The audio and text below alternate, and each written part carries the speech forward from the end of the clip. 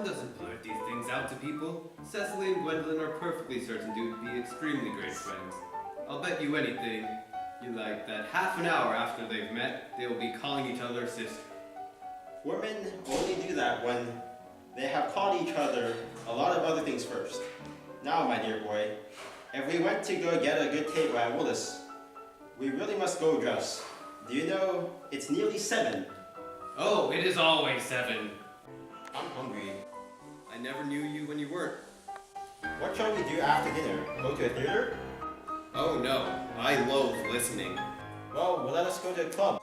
Oh no, I hate talking. Well, we might trot round to the Empire at 10. Oh no, I can't bear looking at things. It is so silly. Well, what shall we do? Nothing. It is awfully hard work doing nothing. However, I don't mind hard work where there is no definite object of any kind.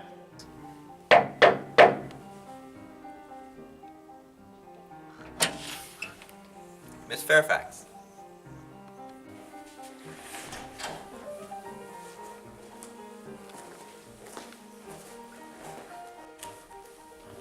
Gwendolyn, upon my word. Algy, kindly turn your back. I have something very particular to say to Mr. Worthing. Really, Gwendolyn? I don't think I can allow this at all. Algy, you've always adopted a strictly immoral attitude towards life. You're not quite old enough to do that.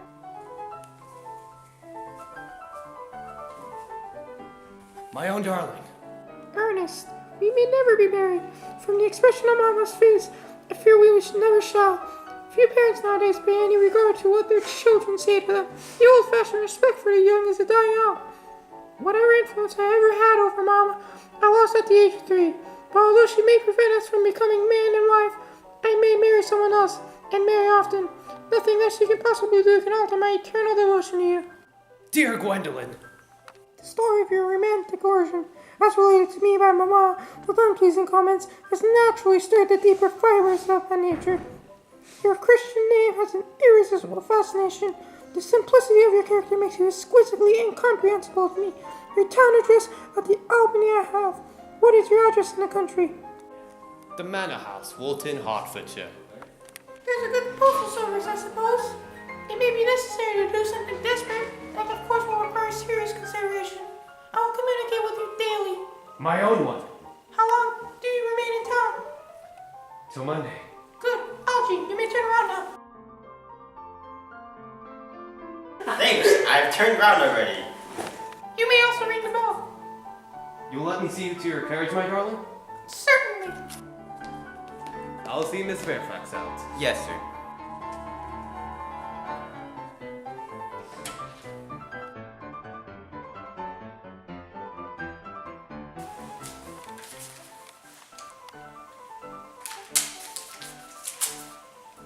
Glass of sherry. Yes, sir. Tomorrow, Lane, I'm going to be going Bunbury. Yes, sir. I shall probably not be back until Monday. You can put up my dress clothes, my smoking jacket, and all the Bunbury suits. Yes, sir. I hope tomorrow will be a fine day, Lane. It never is, sir. Lane, you're a perfect pessimist. I do my best to give satisfaction, sir. There's a sensible intellectual girl. The only girl I've ever cared for in my life. Ha ha ha. What on earth are you so amused about? Oh, I'm a little anxious about poor Bunbury, that is all. If you don't take care, your friend Bunbury will get you into serious scrape someday. I love scrapes.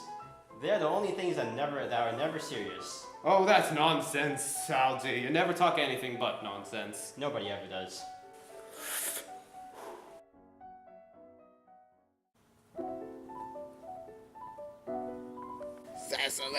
Cecily! Surely such a utilitarian occupation as watering of flowers is rather Moulton's duty than yours, especially at a moment when intellectual pleasures await you. Your German grammar is on the table. Pray it open at page 15. We will repeat yesterday's lesson. But I don't like German. It is not all a becoming language. I know perfectly well that it will quite plain after my German lesson. Child, you know how anxious your guardian is that you should improve yourself in every way. He laid the particular stress on your German as he was leaving for town yesterday. Indeed, he always lays stress on your German when he is leaving for town. Dear Uncle Jack is so very serious. Sometimes he is so serious that I think he cannot be quite well. Your guardian enjoys the best of health. His gravity of demeanor is especially to be commended in one so comparatively young as he is. I know no one has a higher sense of duty and responsibility. I suppose that's why he often looks a little bored when we three are together. Cecily! I am surprised at you. Mr. Worthing has many troubles in his life. Idle merriment and triviality would be out of place in his conversation. You must remember his constant anxiety about that unfortunate young man, his brother. I wish Uncle Jack would allow that unfortunate young man, his brother, to come down here sometimes. We might have a good influence over him, Miss Prism. I am sure you certainly would. You know, German and geology and things of that kind of influence a man very much. I do not think that even I could produce any effect on a character that, according to his own brother's admission, is irritably weak and felicitating. Indeed, I am not sure that I would desire to reclaim him. I am not in favor of this modern mania for turning bad people into good people at a moment's notice. As a man sows, so let him reap. You must put away your diary, Cecily. I really don't see why you should keep a diary at all. I keep a diary in order to enter the wonderful secrets of my life. If I didn't write them down, I should probably forget all about them. Memory, my dear Cecily, is the diary that we all carry about with us. Yes, but it usually chronicles the things that have never happened and couldn't possibly have happened. I believe that memory is responsible for nearly all of the 3-volume novels that Muddy sends us. Do not speak slightingly of the 3-volume novel, Cecily. I wrote one myself in earlier days. Did you really, Miss Prism? Wow, how wonderful and clever you are. I hope it did not end happily.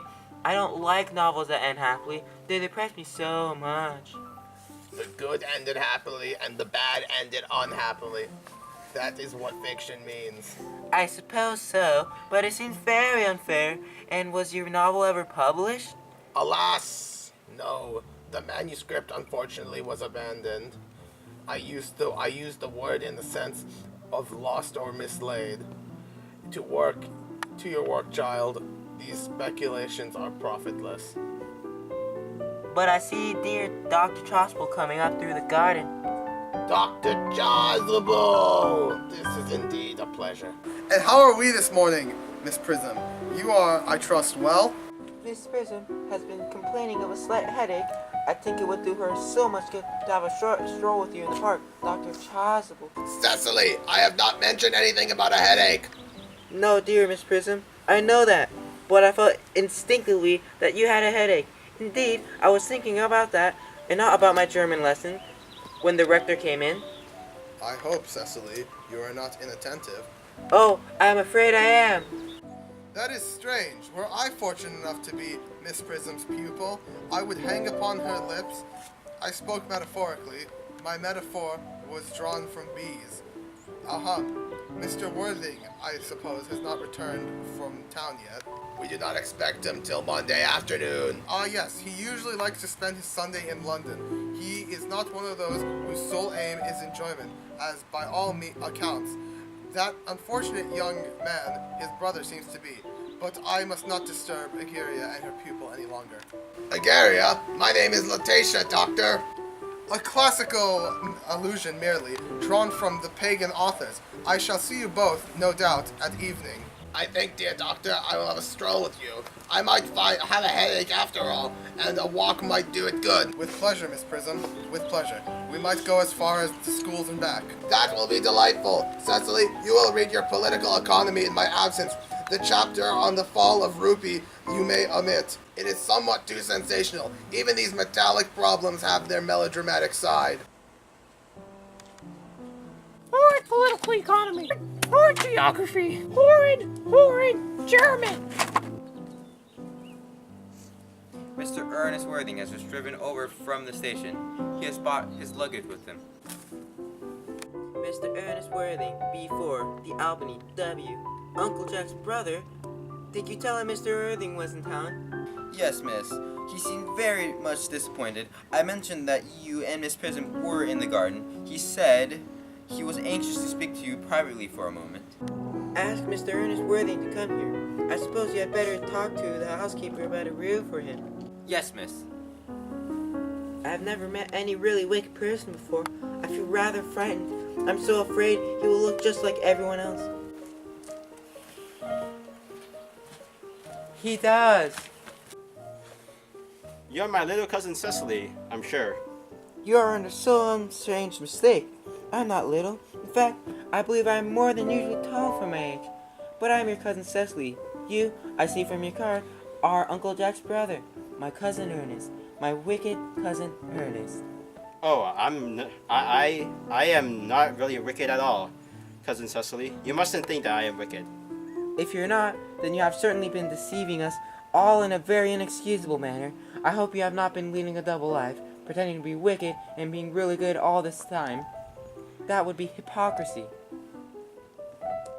Oh, of course I have been rather reckless. I am glad to hear it. In fact, now you mention the subject, I have been very bad in my own small way. I don't think you should be so proud of that, though I am sure it must have been very pleasant. It is much pleasanter being with you. I can't understand how you're here at all. Uncle Jack won't be back till Monday afternoon. This is a great disappointment. I am obliged to go up by the first train on Monday morning. I have a business appointment that I am anxious to miss.